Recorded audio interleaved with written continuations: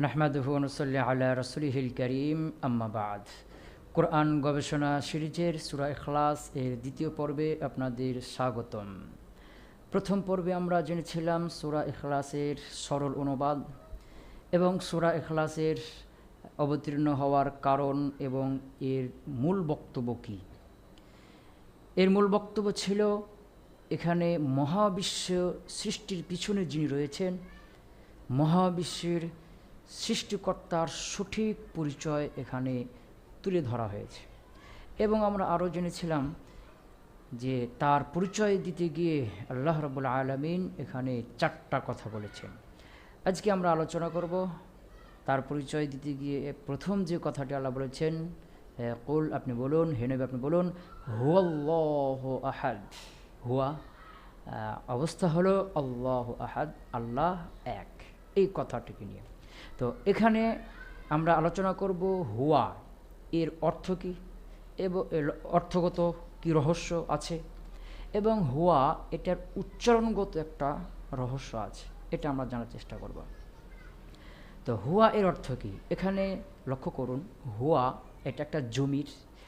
আল্লাহ মুবতাদা আহাদুন খবর, মুবতাদা খবরের জুমলা ইসমিয়া। তো হুয়া জমির, এরপরে আল্লাহ আহাদুন একটা জুমলা হয়েছে এবং এই জুমলাটি হুয়া এর ব্যাখ্যা করছে কিভাবে, যে হুয়া হুয়া অর্থ হলো অবস্থা, হুয়া অবস্থা হলো আল্লাহ আহাদুন, আল্লাহ এক। অবস্থা কি? অবস্থা আল্লাহ এক। তো যে হুয়া এরই তাফসির করলো আল্লাহ আহাদুন এই জুমলাটা। তো আরবরা এরকমই একটা জমির ব্যবহার করে, যে জমির উপরে একটা জুমলা আসবে, এই জুমলাটা ওই জমির তাফসির করবে। তো এই জমিরটা যদি মুজাক্কার হয় তাকে আরবরা বলে জমিরে শান, আর মুয়ান্নাসের হলে তার নাম দেওয়া হয়েছে জমিরে কিসসা। তো এখানে আমরা 1 নম্বর বিষয় জানলাম যে জমিরে শান কিসসা কাকে বলে। জমির শান বা কিসসা হলো একটা জমি যার পর একটা জুমলা আসবে, এই জুমলাটা ওই জমিরেরই তাফসির করবে। মুজাক্কার হলে নাম জমিরে শান, মুয়ান্নাস হলে জমিরে কিসসা। 2 নম্বর বিষয় হলো যে জুমরে শান বা কিসসা, যে মুজাক্কার মুয়ান্নাস আনা হবে, এটা কাকে লক্ষ্য করে? মুজাক্কার আনা হবে কখন, মুয়ান্নাস আনা হবে কখন? এর উত্তর হলো তারপরে যে জুমলা আছে এই জুমলার মধ্যেকার মুসনাদ এলাই অনুযায়ী এই জমিরটাকে আনা হয়। মুজাক্কার হলেও মুজাক্কার, মুয়ান্নাস হলে মুয়ান্নাস। যেমন ধরেন জাইদুন আলেমুন, জায়েদ জ্ঞানী, এই জুমলার মুসনাদ এলে হলো জাইদুন, যেটা মুজাক্কার। এখানে যদি আমি জমির আনতে চাই তাহলে মুজাক্কার জমির হুয়া আনতে হবে, হুয়া জাইদুন আলেমুন। আরেকটু উদাহরণ, জাইনাবু আলেমাতুন, জাইনাব একজন আলেমা, এটা একটা জুমলা। এই জুমলার মধ্যে মুসনাদ এলে হলো জাইনাব, যে হলো মুয়ান্নাস। এখন যদি জমির আনতে চাই তাহলে মুয়ান্নাস জমির আনতে হবে হিয়া, হিয়া জাইনাবু আলেমাতুন। তো 2 নম্বর যেটা আমরা জানলাম যে জুমরের শান বা কিসসা আনা হবে তার পরের জুমলার মুসনাদ ইলাইকে লক্ষ্য করে। 3 নম্বর, এই যে জুমরের শান বা কিসসা এটা কেন আনা হয়? জাইদুন আলেমুন, জাইদ একজন আলেম, হুয়া জাইদুন আলেমুন, সে জাইদ একজন আলেম, অর্থে কি? জাইনাবু আলেমাতুন, জাইনাব আলেমা। আবার হিয়া জাইনাবু আলেমাতুন, সে অর্থাৎ জাইনাব একজন আলেমা, অর্থটি একই। কিন্তু যে হুয়া জাইদুন আলেমুন বা হিয়া জাইনাব আলেমাতুন, এই হুয়া হিয়া আনা হলো কেন? কি রহস্য, কি উদ্দেশ্য? তো 3 নম্বর কথা হলো জুমের শান বা কিসসা কেন আনা হয়। তো জুমের শান বা কিসসা আনা হয় তার পরের জুমলাটিকে শ্রোতার জেহেনে ভালো করে বসিয়ে দেওয়ার জন্য, শ্রোতার জেহেনে ভালো করে ঢুকিয়ে দেওয়ার জন্য। যেমন আমি একটা কথা বললাম স্বাভাবিকভাবে, আপনি কথাটা স্বাভাবিকভাবে শুনলেন, এটা আপনার মনে নাও থাকতে পারে, এটাকে আপনি গুরুত্ব সহকারে নাও মনে রাখতে পারেন। কিন্তু আমি চাচ্ছি যে এই একটা কথা বলবো যেটা অত্যন্ত গুরুত্বপূর্ণ, এটা আপনাকে মনে রাখতেই হবে। এই জন্য আমি আপনার ভিতরে একটা তলব, আগ্রহ সৃষ্টি করব। আর এই আগ্রহ সৃষ্টি যখন করব তখন আপনি নিজের থেকে জানতে চাইবেন। তো নিজের থেকে যখন আপনি জানতে চাইবেন, এরপরে জানা হবে, এই বিষয়টা আপনার বেশি মনে থাকবে। যখন কেউ নিজের থেকে কোনো জিনিস জানতে চায় এরপরে জানানো হয়, তখন ওইটা বেশি সে মনে রাখে। তো এই যে আগ্রহ সৃষ্টি করার জন্য আরবরা এই জমিরটাকে নিয়ে আসে। যেমন আমি বললাম জাইদুন আলেমুন, জায়দ আলেম, জায়দ আলেম, এই কথাটি আমি আপনার জেহেনে ভালো করে বসিয়ে দিব। এটার জন্য আপনার ভিতরে একটা তলব সৃষ্টি করবো, আগ্রহ সৃষ্টি করব। এই জন্য আরবরা কী করবে, হুয়া জমি নিয়েছে, হুয়া। অ্যান্ড হুয়া জমি যখন বললাম তখন আপনি এর মার্জা খুঁজতে লাগলেন। মার্জা যখন পাচ্ছেন না তখন বুঝতে পারলেন এটা যে জমির শান। শান মানে হলো অবস্থা। এর ব্যাখ্যা তো সামনে আসবে, কী ব্যাখ্যা আসছে সামনে, এটার জন্য আপনি আগ্রহী হয়ে গেলেন, এটাকে শোনার জন্য, জানার জন্য আগ্রহী হয়ে গেলেন। যেমন বললাম হুয়া, তখন আপনি হুয়া, এটা তো জমির শান, অবস্থা। কী অবস্থা আপনি জানতে চাচ্ছেন।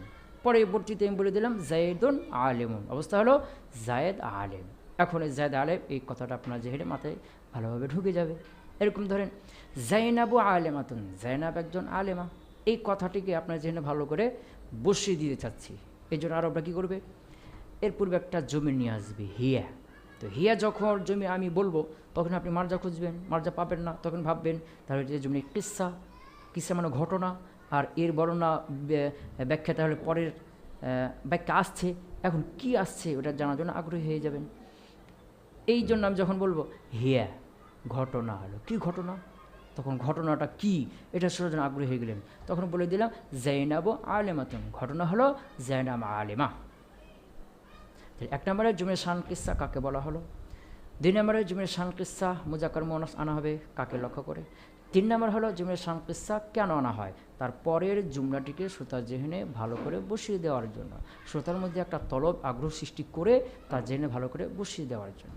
যেমন এখানে দেখেন হুয়া অবস্থা হলো, কি অবস্থা, আল্লাহ আহাদুন, আল্লাহ এক। আল্লাহ আহাদুন এই কথাটিকে শ্রোতার জেহেনে ভালো করে বসিয়ে দেওয়ার জন্য আল্লাহ প্রথমে হুয়া নিয়ে আসলেন। হুয়া নিয়ে এসে দৃষ্টি আকর্ষণ করলেন, আগ্রহ সৃষ্টি করলেন, দিয়ে আল্লাহ আহাদুন কথাটি বললেন। কেন আল্লাহ ওই যে কাফেরদের মতো 360 জন বা ইয়াহুদিদের মতো খ্রিস্টানদের মতো 3 জন আল্লাহ, আল্লাহর পুত্র আছে, হিন্দুদের মতো অনেকগুলো আল্লাহ আছে, এইগুলোর ভিড়ে সঠিক যে কথা আল্লাহ আহাদ, আল্লাহ একজনই, এই কথাটাকে ভালো করে বসিয়ে দেওয়ার জন্য, যে ভালো করে মনে রাখো এই মহাবিশ্বের সৃষ্টিকর্তা আল্লাহ আহাদুন একজন, আল্লাহ আহাদ, অবস্থা হলো আল্লাহ আহাদ, তিনি আল্লাহ এক।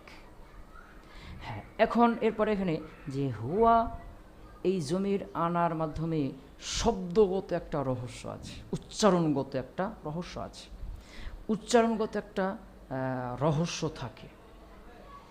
তো এখানে যেহেতু আল্লাহর পরিচয় বর্ণনা দেওয়া হচ্ছে, আল্লাহর মহত্ব বড়ত্ব বর্ণনা দেওয়া হচ্ছে, এই জন্য শব্দগুলোও যেন একটু উঁচু মানের হয় এবং আওয়াজ যেন একটু উঁচু হয়, নিম্নগামী না হয়, এটাও বিষয়টা খেয়াল রাখতে হয়।